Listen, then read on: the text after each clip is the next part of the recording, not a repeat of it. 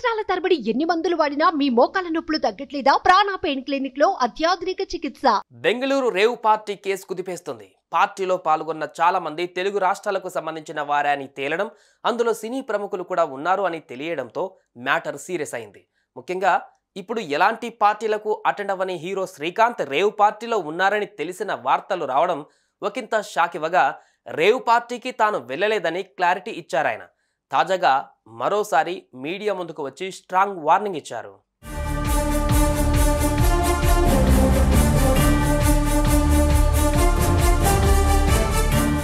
నటుడు శ్రీకాంత్ క్లారిటీ ఇచ్చిన తర్వాత కూడా ఆయన పైన చాలా రూమర్స్ వచ్చాయి. ఆయన సిబిఐ ఆఫీస్కు వెళ్లారని వార్తలు వచ్చాయి. దీనిపై ఆయన స్ట్రాంగ్గా రియాక్ట్ అయ్యారు. ఇలాంటి తప్పుడు వార్తలు ప్రసారం చేస్తే ఊరుకునేది లేదన్నారు. తనపై తప్పుగా రాసే వారిపై కోర్టుకు వెళ్తానని, ఆపై నోటీసులు కూడా ఇస్తానని చెప్పారు.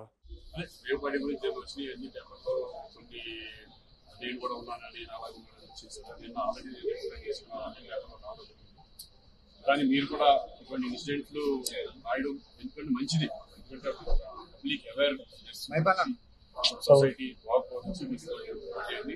హైలైట్ చేసి వస్తే యూత్ డెఫినెట్గా దాన్ని యూస్ చేసుకుంటారు.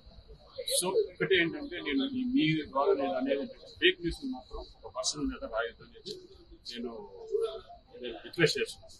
తెలుసుకొని నిజంగా ఉందంటే ఏదో రాయండి, లేదంటే లేదంటే కానీ ఎలా వెళ్ళాలి, ఒకవేళ నిజంగా ఇంకా చేసినా ఇంకా రాస్తున్నారు అనుకోండి, చాలిస్తే కోర్టు కానీ లేకపోతే నేను కేసు ఫైల్ చేయడం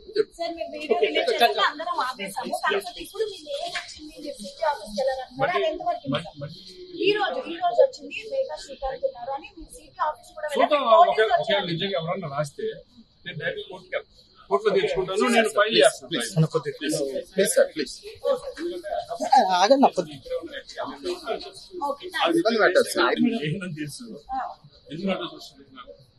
ఒకవేళ అటువంటి వాళ్ళు కనుక ఫేక్ కనుక చేయగలిగితే నేను తప్పు చేస్తే పోలీసులే పేర్లు బయట పెడతారు. కానీ కొందరు మాత్రం అసత్య ప్రచారాలు చేసి ఏం తెలియని వారిని ఇన్వాల్వ్ చేస్తున్నారు. ఇలాంటి వారిపైనే నటుడు శ్రీకాంత్ యాక్షన్ తీసుకుంటానన్నారు.